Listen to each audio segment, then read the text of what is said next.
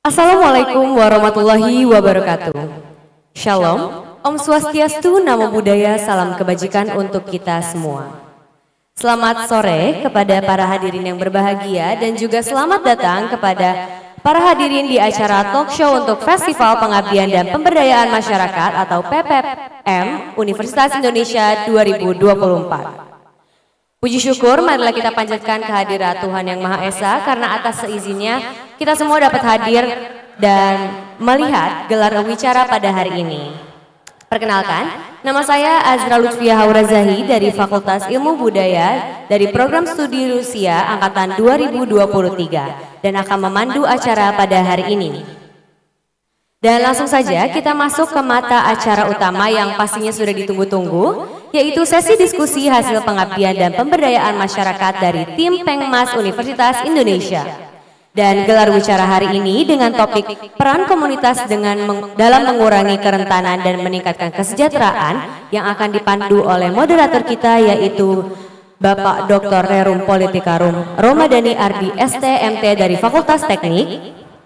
Dan juga didampingi oleh narasumber-narasumber kita, yaitu Bapak Dr. Hafiz Setiadi MT dari Fakultas Matematika dan Ilmu Pengetahuan Alam, lalu juga Profesor Yandi Andriyatmo ST Mark PhD dari Fakultas Teknik. Dan langsung saja, forum diskusi selanjutnya akan dipandu oleh moderator kita, yaitu Bapak Romadani. Kepada Bapak Romadani dipersilahkan. Terima kasih Mbak MC. Selamat sore, Assalamualaikum warahmatullahi wabarakatuh. Para hadirin mahasiswa yang ada di perpustakaan UI, salam Pemas. Hari ini kita berada di salah satu pojok di perpustakaan UI di depan DIPS untuk diskusi sharing tentang aktivitas pengabdian masyarakat yang dilakukan oleh dua orang pengabdi masyarakat kita. Saya izin memperkenalkan dua pengabdi masyarakat kita. Yang pertama adalah Bapak Dr. Insinyur Hafiz Setiadi dari Departemen Geografi Universitas Indonesia. Beliau adalah merupakan dosen yang telah melakukan berbagai macam program pengabdian masyarakat, yaitu diantaranya adalah pemanfaatan teknologi vegetated field strip dan perbuatan prototipe sistem informasi pertanian yang sudah diterapkan di DKI Jakarta dan Jawa Barat. Mohon maaf kalau ada yang salah, Pak. Yang berikutnya tentu saja juga tidak lupa orang satu fakultas saya, Profesor Yandi Andriyatmo, yang merupakan seorang arsitek yang sudah berkecimpung di dunia pengabdian masyarakat. Salah satu yang cukup penting adalah beliau berkecimpung dalam gempa di Palu ketika itu dengan membuat rumah tangga bencana. Aktivitas beliau juga tidak hanya berkaitan dengan rumah tangga bencana, tapi juga budidaya lebah, Pak. Jadi perlebahan. Nah, jadi diskusi kami akan kami setting dalam bentuk pertanyaan yang akan saya oper antara Pak Hafid dan Prof Yandi ya. Jadi setiap pertanyaan Prof Hafid, Pak Yandi, Prof Hafid, Pak Yandi ya. Nah, pertanyaan paling pertama dulu Bapak Ibu. Jadi mungkin secara singkat, padat dan jelas, mohon dijelaskan kira-kira apa yang memotivasi Bapak untuk melakukan kegiatan pengabdian masyarakat, Pak. Jadi itu dulu, Pak. Silakan. Baik, terima kasih atas kesempatannya untuk sharing pada sore hari ini. Assalamualaikum warahmatullahi wabarakatuh. Assalamualaikum warahmatullahi wabarakatuh. Jadi saya ikut Pengmas itu sekitar 2019 pada saat COVID ya. Itu sebenarnya alatnya waktu itu nggak ada alasan khusus, alasan sangat praktis sebetulnya. Karena suatu saat sedang datang ke Cianjur, gitu ya. Kemudian tiba-tiba di sana datanglah seorang petani, yang dia bercerita bahwa di kompleks sebelahnya itu, jadi ada kompleks cukup besar di sana, itu ada banjir sampai satak mobil. Saya bayangkan di Cianjur puncak banjir satak mobil. Itu bagaimana bisa? Gitu. Saya datanglah ke tempat itu, lihat situasinya, melakukan di sana, kemudian di sana cerita bahwa memang ada banjir bandang. Jadi mereka kemudian kebingungan gimana caranya untuk mengatasi banjir itu dan longsor segala macam. Saya tawarkanlah satu kegiatan tanam vetiver. Vetiver itu tanaman yang bergunanya untuk menahan longsor. Ya kan? Dia semacam akar wangi, ya, dengan vetiver. Sekaligus dengan pemetaannya dengan drone. Nah, kemudian dapat cerita lagi ternyata banjir yang sudah berlangsung sekian lama itu tidak mendapat perhatian dari pemerintah. Karena kebetulan area itu ada yang secara legal itu bermasalah.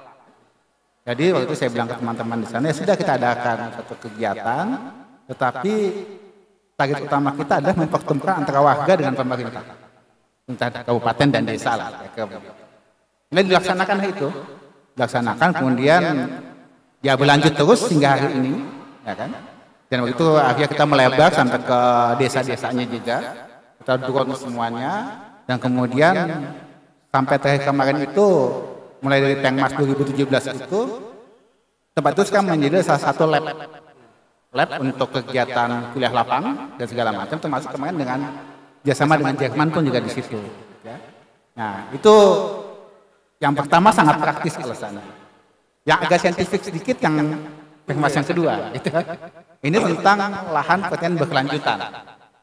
Nah itu ada satu skema pemerintah untuk ketahanan pangan berkelanjutan yang dia sangat elitis, kira-kira gitu ya. Jadi petanya dibikin oleh pemerintah, tidak bikin perda ke tiap kabupaten. Tapi petaninya nggak tahu bahwa lahan itu termasuk dalam lahan pertanian berkelanjutan. Padahal lahan pertanian berkelanjutan itu secara peraturan dia tidak boleh dijual. Dia boleh dijual, tidak boleh kemudian diganti alih fungsi, itu nggak boleh. Nah ternyata itu setelah dibincang-bincang sana kemari, ketemulah masa itu ternyata ada komunikasi yang tidak jalan. Nah kemudian kalau itu kami berinisiatif bikin semacam peta lagi. Jadi peta itu peta sawah, tapi di dalam peta itu ketahuan tuh petani itu namanya siapa, pemiliknya siapa, produksinya berapa dan sebagainya, hingga itu nanti bisa membantu penyuluh pertanian di level kecamatan. Jadi itu sebenarnya lebih pada bagaimana kita mempertemukan antara keinginan pemerintah dengan apa yang ada di bawah, lewat melalui informasi yang sifatnya spasial.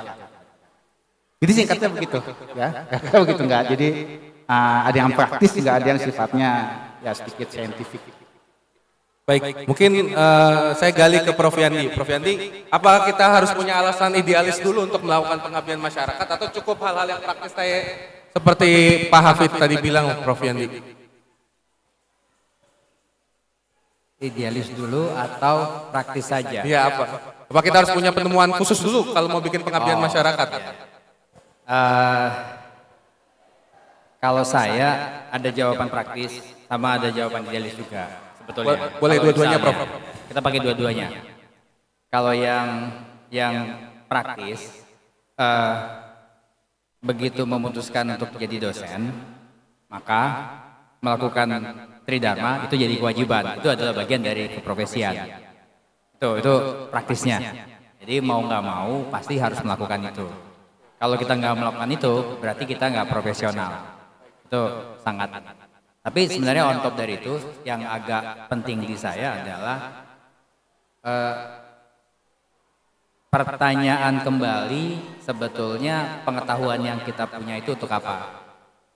Untuk dikembalikan kepada kebaikan atau untuk diri sendiri. Nah kalau kita bicara untuk dikembalikan ke kebaikan, kan sebetulnya kita bisa merefleksikan apapun itu bisa kita lakukan. Makanya manakala kemudian memutuskan untuk turun membantu mereka yang dalam bencana, nggak banyak mikir sebetulnya, karena saya merasa ilmu saya justru adanya di sana. Jadi itu yang kenapa kemudian justru karena kejadian itu dan kemudian merefleksikan apa yang saya bisa lakukan, saya fokus sama apa yang bisa lakukan berdasarkan pengetahuan yang saya punya atas dasar kebaikan tadi itu. Nah, malah justru segala macamnya itu menyertainya, termasuk masalah, ini ada masalah keuangan, ini ada masalah apa dan seterusnya. Itu ternyata bukan sebuah isu yang kemudian untuk tadi itu, tapi yang paling penting adalah intention untuk menggunakan pengetahuan kita atas dasar kebaikan tadi itu. Nah, mungkin ketika tadi udah punya niat baik, kan PR berikutnya adalah gimana menggunakan ilmu kita. Mungkin dari Pak Hafid dulu, Pak Hafid. Kadang-kadang orang beranggapan bahwa peneliti UI itu punya ilmu ketinggian sehingga nggak down to earth dalam kebutuhan pengabdian masyarakat. Nggak perlu ilmu setinggi-tinggi kayak gitu deh untuk mengabdi. Kayak gitu. Apakah iya benar gitu stereotipnya atau ternyata bahkan ilmu setinggi apapun bisa dipakai untuk kegiatan pengabdian masyarakat, Pak? Ya baik. Ini masalah ilmu ini masalah ada paradoksalnya, ada paradoksnya gitu ya. Karena kan kita bolehnya membumikan ilmu. Iya, betul. Kan itu harus dibumikan. Nah kita membumikan ilmu kan sebenarnya harus terkait dengan siapa yang kita ajak. Kalau kita ngajaknya seorang yang berilmu juga, ya kita bisa level tinggi. Ya. Kalau kita bicaranya masyarakat itu pakai bahasa umat harus. Pakai bahasa yang bisa mereka terima. Itu tantangan terbesarnya dari itu. Karena ketika kita melakukan Pengmas, maka kan kita mengatakan, kita berharap kita tidak hanya selesai di 1 atau 2 kali kegiatan, kita kan terus berkelanjutan. Jadi kalau contoh misalkan main di Cianjur itu, kami tanam vertifek, misalkan kami beli 10.000 bibit, itu kan yang kami tanam hanya sekitar 7.000 bibit, 3.000 kan akan mereka budidayakan sendiri. Nanti bisa mereka kembangkan untuk tempat lain, bahkan mereka bisa jual itu kan, tapi kan membahasakan itu kan kadang tidak gampang karena siapa yang ada kita ajak bicara. Nah kemudian waktu di sana itu punya malah sosial yang sangat besar. Sehingga saya pikir saya seorang geograf gitu ya, geografi nggak cukup ilmu saya. Saya harus ngajak seorang antropolog mungkin, seorang sosiolog. Ya ilmu saya bisa mengatakan bahwa kami bisa menawarkan suatu solusi untuk longsor. Betul. Tapi dengan itu diberlanjutkan dengan sistem sosial yang sangat jauh, mereka ada konflik itu mungkin bukan saya, tapi saya sebagai pribadi punya pengalaman gitu ya. Pengalaman bagaimana kita berhadapan dengan masyarakat yang beragam. Sehingga kemudian antara ilmu dengan intuisi kita itu harus dikombinasikan. Nah, pada titik itu kemudian kita bisa dapat satu keseimbangan di mana kita bisa menetapkan yang saya tulahkan itu hanya pada level seperti ini kepada masyarakat. Walaupun kita bisa mengatakan kalau dunia di kampus saya bisa bicara pada tataran yang lebih tinggi. Jadi harus menimbang-nimbang karena ya bahasa umat itu sangat beragam. Baik, Pak Habib. Mungkin lanjut ke Prof Yandi. Prof Yandi, kalau perihal kita sadar kan memang disiplin keilmuan kita mungkin cocok untuk memberikan solusi pada satu masalah gitu. Saya contoh gempa Cianjur kan kebanyakan isunya isu sipil gitu ya, atau mungkin isu pertanahan gitu ya. Tapi mungkin ada isu-isu lain yang sebenarnya perlu pendekatan lintas disiplin. Nah mungkin Prof Yandi pernah pengalaman menyelesaikan suatu masalah itu berkolaborasi dengan orang yang beda ilmu sama Prof Yandi. Ilmu, kalau arsitektur kan memang sangat kemana-mana sebetulnya. Dia memang ilmu konstruksi, tapi di dalamnya kan ada manusia. Nah, pada waktu ngomongin manusia, pasti kita bicaranya itu. Makanya di dalam teknik pengabdian masyarakat yang kemudian kita lakukan, itu kita masukin partisipasi. Kalau kita ngomongin partisipasi kan berarti kan kemerdekaan ya. Semua orang itu berhak untuk menyampaikan pengetahuannya dan mencoba untuk mengaplikasikannya. Nah, debate itu yang sebetulnya paling penting di dalam situ. Nah, menyenangkannya menjadi seorang dosen sebetulnya kita punya ruang di situ. Jadi kita bisa atas nama exercise, atas nama riset dan seterusnya kemudian mengaplikasikannya. Kan compare sama yang sifatnya sudah sangat profesional, itu kan everything harus sangat precise. Sementara kan di kita lebih terbuka untuk membangun sebuah sistem yang sifatnya fleksibel, yang memungkinkan society yang lainnya masuk ke dalam. Itu jadi menarik sehingga multidisiplin dan seterusnya jadi malah lebih open. Proyek kami terkait dengan pembangunan sekolah, pembangunan musola dan seterusnya, malah justru walaupun kita patenkan ya, itu kan sistemnya kan kita patenkan dan seterusnya, tetapi yang paling penting kepemilikannya atau idenya itu harus bisa dibaca, harus bisa diangkat dari setiap orang. Karena dengan demikian mereka bisa menghargai apa yang mereka buat. Mungkin saya izin follow up Prof Yandi. Tadi Prof Yandi ngangkat isu tentang partisipasi masyarakat yang jadi objek pengabdian masyarakat. Nah, kadang-kadang mereka justru yang paling tidak punya suara gitu. Jadi seakan-akan cuma ada pengmas nih diterapin di suatu tempat gitu. Padahal mereka dalam hati mungkin saya butuhnya yang lebih diubah sedikit gitu. Nah, kira-kira bagaimana melibatkan mereka dari awal sehingga nanti nggak salah sasaran yang kita mau deliver nih? Kalau saya setiap proyek yang kita deliver itu mesti ada ruang kosongnya. Ruang kosong. Artinya jangan terlalu lengkap atas dasar tadi tuh yang strict system dan seterusnya. Ruang kosong yang memungkinkan prosesnya terbending itu justru lebih penting. Karena at the end of the day, justru yang sebetulnya lebih penting kita perjuangkan kan mereka, bukan kita. Betul. Sehingga ego kita itu malah paling bisa kita lepas atas dasar memberikan kebaikan kepada mereka. Nah, proses partisipasi yang kemudian kita bangun sebetulnya dibikin sedemikian rupa atas dasar skenario itu. Jadi tidak semuanya strict. Tapi kalau misalnya umpamanya ada beberapa hal yang kita anggap itu malah jauh lebih menguntungkan, umpamanya dalam hal memilih detailnya atau dalam hal memilih pattern yang kemudian hadir. Kalau kita ngomongin tentang bangunan dan seterusnya lah ya, atau dalam hal memilih warna dan seterusnya. Kalau itu memberikan kebahagiaan bagi society, kenapa tidak? Nah, baru di situ kita bicara tentang goal utamanya apa? Kalau umpamanya goalnya tetap terpenuhi, berarti kan kenapa tidak? Kenapa tidak? Baik.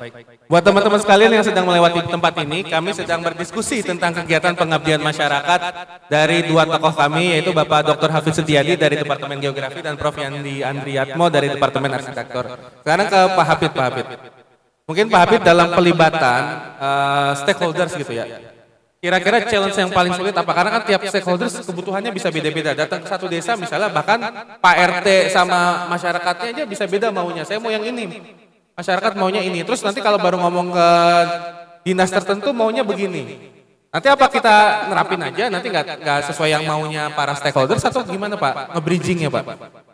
Ya terima kasih. Jadi kebetulan pengemas saya yang ceritakan itu kan menghadapi dua situasi masyarakat yang berbeda. Yang satu ada masyarakat yang penuh dengan konflik, lagi masyarakat yang apa namanya ya mungkin konfliknya nggak ada tapi lebih pada harapan yang tidak pernah terekspresikan. Petani lah. Nah tentu yang pertama ini tantangan lebih besar. Ya karena kita selalu bertanya ini setelah kami lakukan hari ini, tiba-tiba kemudian konflik itu membesar, lalu bagaimana keberlanjutannya? Nah, sehingga ketika itu memang itu kamu masuknya Mas komunitas itu memang dulu agak karena praktis ya, jadi kami langsung ini siapa sih bermasalah. Nah ketika kami membentuk konflik itu kami pindah jalur, jadi kemudian masuk lewat jalur kepala desa supaya apa yang terjadi di konflik ini dia bisa ditangani oleh desa. Jadi memang kalau dari segi tantangannya ya tentu bagaimana tadi kita bicara tentang meyakinkan masyarakat bahwa ini ada apa bisa bermanfaat untuk semuanya tidak untuk sebagian masyarakat, dan sebagian untuk mereka saja. Itu yang pertama, jadi yang konflik itu pasti tantangan lebih besar. Jadi setelah kemudian saya diskusi dengan teman-teman antropolog, ya mungkin saya ajak ke sana gimana cara mengatasi, mereka dengan solusi beberapa hal. Yang kedua, kasus kedua itu kan sebenarnya itu justru sudah di birokrasi. Birokrasi, karena birokrasi yang paling atas ya katakanlah dinas kabupaten itu, ya apa, supportingnya ada tapi tidak optimal. Kemudian jalan tengahnya kita mencari birokrasi yang paling dekat dengan petani. Jadi kalau awalnya kita masuk ke dinas pertanian, tapi kemudian mereka ternyata mungkin sibuk, mungkin apa, kemudian tidak ada follow up gitu ya, dia masuk lewat penyuluh pertanian. Jadi lewat birokrasi yang paling dekat dengan petani. Kenapa lewat birokrasi? Karena nanti yang akan memanfaatkan produk kami itu memang pertama-tama adalah birokrasi. Supaya birokrasi itu dia bisa nyambung dengan petaninya. Tapi ketika itu dibikin, petaninya dilibatkan juga. Kayak mungkin dari participative mapping gitu ya. Mereka meliniasi tanah itu mereka. Yang mengisi datanya mereka. Tapi yang menggunakan itu adalah, nah karena itu, waktu kami bicara yang petani itu, mereka membayangkan produk itu benar-benar sudah mantap, tentu bisa dijadikan sebagai satu pelengkap dari sistem nasional yang ada di Indonesia. Boleh cerita nggak sih sebenarnya mereka itu gimana sih semangatnya gitu biar kita nggak nganggap stereotip mereka tuh nggak mau diajak gitu Prof. Mereka tuh ternyata punya semangat buat ikut aktivitas kita. Memang edukasi yang kemudian disampaikan ke sebagai bagian dari kurikulum itu tentang manfaat dari pengetahuan. Nah, mereka selalu ditanya, kalian belajar sesuatu, tapi kemudian apakah itu memberikan manfaat untuk diri ataukah memberikan manfaat yang lebih besar. Sehingga justru sebetulnya yang dilakukan, the whole system of education itu kan sebenarnya membangun idealisme tentang apa yang akan mereka perjuangkan, memperjuangkan sesama, memperjuangkan environment atau memperjuangkan apapun.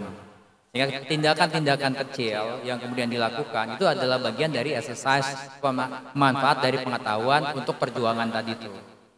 Saya pikir tempat yang paling tepat untuk melakukan itu justru selama mereka berada saat ini di kuliah, di kampus. Kampus itu adalah tempat mereka bisa memperjuangkan idealisme mereka untuk exercise tentang betapa pentingnya pengetahuan yang mereka punya.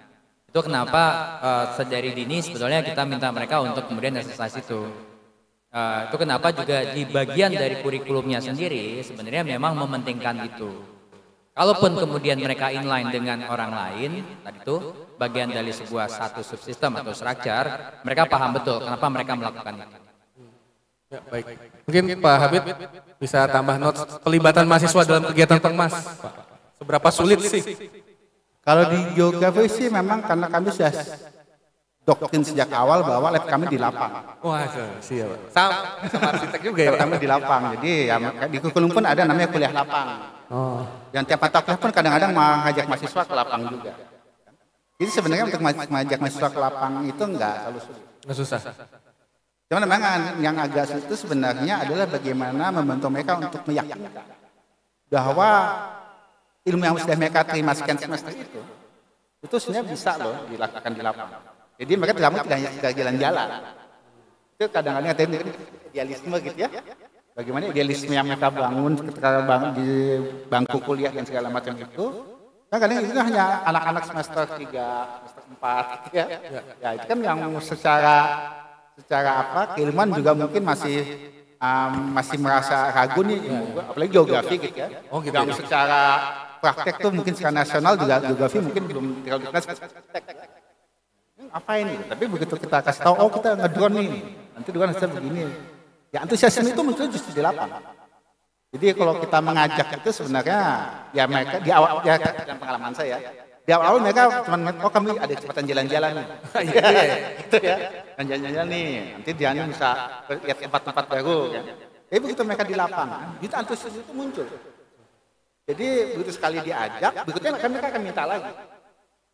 Jadi tantangan terbesar saya terutama itu adalah bagaimana mungkin antusiasme itu ketika ada di lapangan. Lain halnya kalau mereka misalkan mahasiswa semester 5 yang sudah banyak lapangan, itu mereka gampang belajar.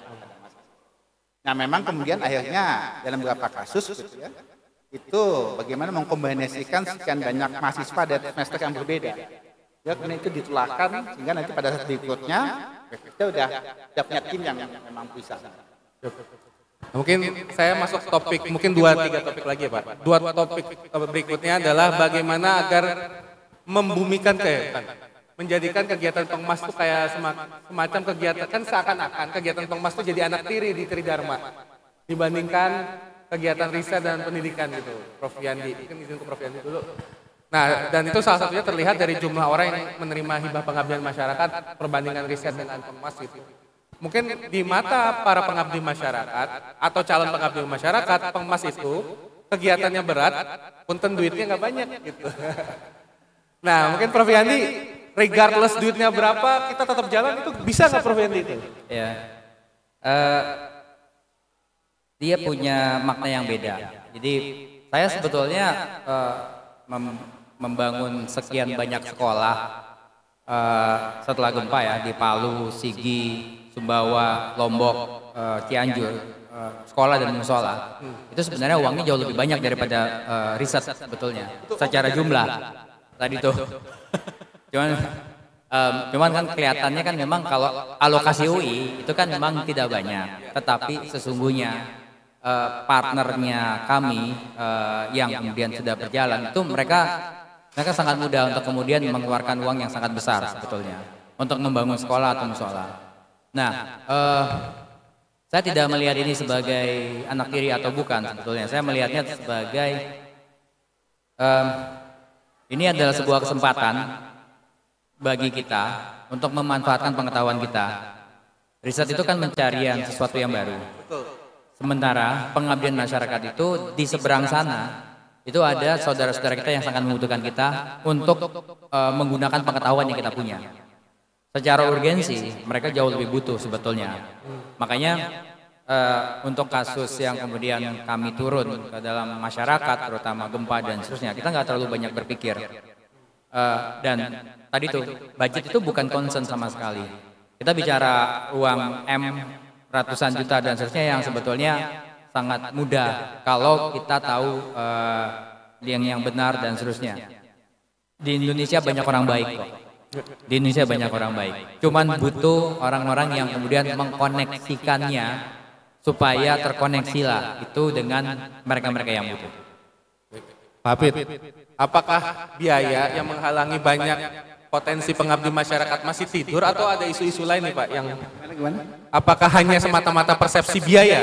Pengmas itu biayanya besar, kerjaannya lumayan berat gitu. Keluarannya banyak. Ya kalau ya memang beberapa teman yang merasa itu ada ketimpangan di sisi alokasi dana. Tetapi kan ya saya ambil kata mengabdi itu kan memang yang di itu kan berkahnya, bukan nilainya.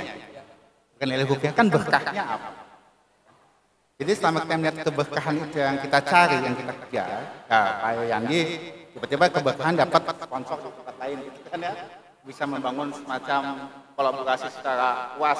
Saya pun juga melakukan hal yang sama, kolaborasi semakin luas. Jadi ternyata dalam Pengmas itu, dalam bayangan saya gitu ya, itu pertama dengan dana yang katakan terbatas itu, manfaatnya justru lebih besar dibandingkan kalau kita melakukan publikasi ilmiah yang masuk ke jurnal pembaca terbatas gitu ya, manfaatnya lebih besar. Jadi selama ya kalau secara modal itu kecil, kan terus bukan halangan untuk berjuang gitu. Ya. Modal nggak apa-apa aja, tapi saya sih yakin sebetulnya setiap orang yang biasa dengan Pengmas itu pasti bisa mengukur itu. Mengukurnya adalah pada manfaatnya, bukan pada berapa banyak kita dikasih uang. Kecuali mungkin mereka kalau tidak terbiasa dengan Pengmas, gitu ya, nah mungkin itu yang tantangan kita. Makanya saya selalu mengajak teman-teman dosen yang muda-muda, gitu. Supaya kemudian kalau udah kok Pengmas ya memang begitu polanya. Yang dicari bukan masalah, bukan motivasi kita bukan ingin dapat duit berapa, tapi ingin masih manfaat berapa besar pada orang lain. Ya mudah-mudahan sih itu menjadi gak ada persoalan antara saya. Nah mungkin nih di sesi-sesi terakhir ini kan direkam nih. Apa nasihat Prof Yandi dulu? Prof Yandi, nasihat buat para dosen muda UI yang sedang tertatih-tatih memulai karir barunya, tapi kalau bisa dari awal dia udah memancangkan kaki di kegiatan pengabdian masyarakat, Prof. Gimana caranya memulai dan gimana caranya kemudian bisa sustain?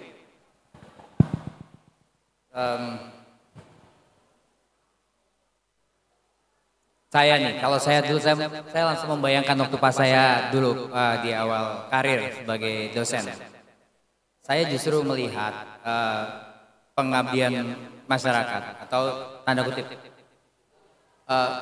masuk ke dalam society itu adalah encounter yang sangat penting untuk development kepakaran kita. Pada waktu kita ter-encounter dengan society, maka kita akan mendefine apa yang kemudian kita butuhkan dalam mengembangkan diri. Nah, dengan kata lain, sebetulnya ini bukanlah sesuatu yang sifatnya voluntary, tapi ini menjadi sebuah keharusan kalau saya. Karena kalau misalnya saya tidak melakukan itu, maka mungkin saya akan tidak seperti yang saya bayangkan hari ini.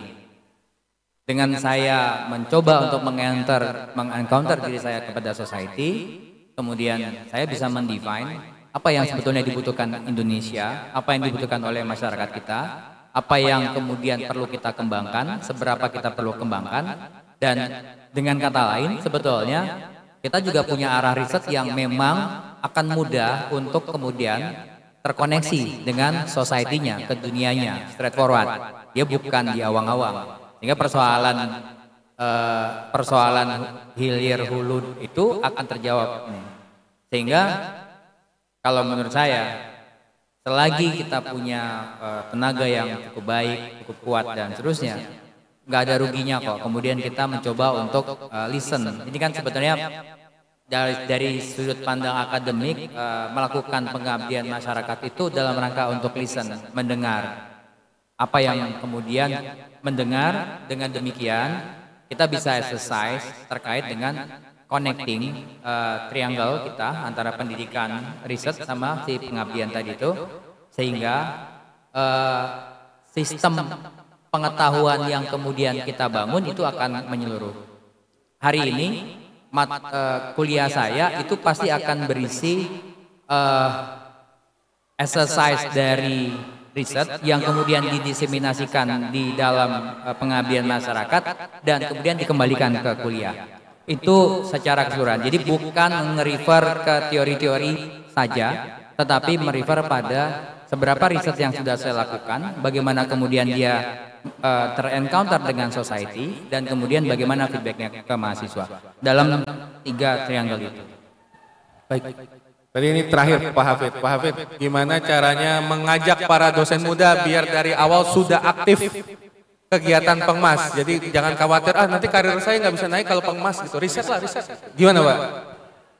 Jadi siapa yang sudah mengatakan di awal bahwa kalau jadi dosen ya konsekuensinya adalah pengabdian masyarakat.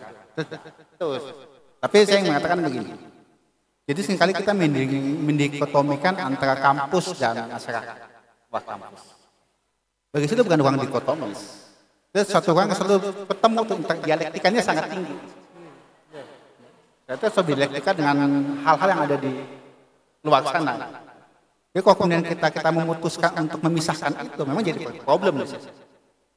Jadi memang tempat belajar terbaik itu adalah masyarakat. Karena kemarin saya baru dapat tuh semacam catatan dari kakak saya, dia bilang gini, kalau kita di sekolah, kita diminta belajar untuk ujian. Kalau kita di kehidupan yang nyata, kita dikasih ujian supaya kita belajar. Kan? Jadi kalau kita ingin mematangkan kedewasaan kita segala macam itu, ya kita harus keluar kampus, nggak bisa. Karena di sana kita mendapatkan ilmu baru yang tidak pernah kita pelajari di sekolah, dalam mata kuliah, itu transfer ke dalam ruang kuliah. Itu kembali jadi Pak yang dikatakan, kalau kita hanya berkutat di dalam ruang kuliah dengan teori-teori yang begitu canggih segala macam, nggak pernah ketemu dengan masyarakat, ya nggak ada gunanya. Ya, makanya saya sekali mengatakan kepada kalau misalkan kasus yang terakhir itu misalkan mapping gitu ya, mapping gitu. Teman-teman yang di kampus juga pakai drone, pakai satelit segala macam gitu. Itu teknologi yang paling canggih. Gitu. Saya bilang enggak. Masyarakat biasanya bisa gambar peta dengan pensil. Itu canggih juga menurut versi mereka kan. Ya, itu sangat berguna ternyata dibandingkan kita pakai satelit segala macam. Karena itu nggak bisa dibaca oleh masyarakat. Jadi ilmu membuat peta berdasarkan dengan pensil yang coret-coret itu ternyata teorinya ada. Dan mereka tahu itu di lapangan, kan mereka bawa itu ke dalam kampus. Jadi ya, tapi itu dialektikannya harus terbangun terus antara kampus dan luar. Itu mungkin harus disampaikan kepada dosen-dosen. Insya Allah kalau sejak awal seperti itu, ya mungkin ke depannya akan seperti Prof. Yandi matang secara ilmu dan matang secara sosial. Baik, harapannya video kita ditampilkan ke acara-acara penyambutan dosen baru UI gitu biar bisa memberikan inspirasi gitu. Baik, terima kasih Prof. Yandi dan Prof. Hafid ya atas sharing dan inspirasinya. Izinkan saya menutup acara ini dengan pantun. Buat apa berkain batik kalau tidak bersejadah? Buat apa berparas cantik kalau tidak beribadah? Izinkan satu lagi pantunnya. Buat apa berselendang kalau tidak ada yang mendekat? Buat apa? Oh, lupa ya.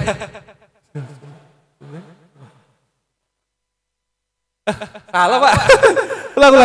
Buat apa berkain batik kalau tidak ada yang mau dekat? Buat apa berparas cantik kalau tidak ada pengabdian masyarakat? Garing maaf ya.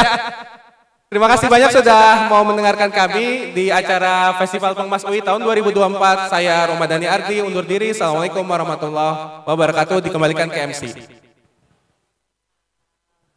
Waalaikumsalam.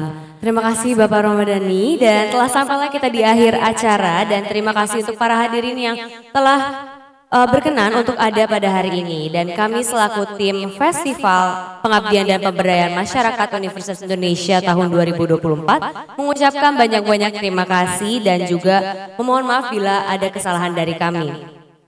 Dan dengan ini acara saya tutup dan terima kasih sekali lagi atas perhatiannya. Wassalamualaikum warahmatullahi wabarakatuh.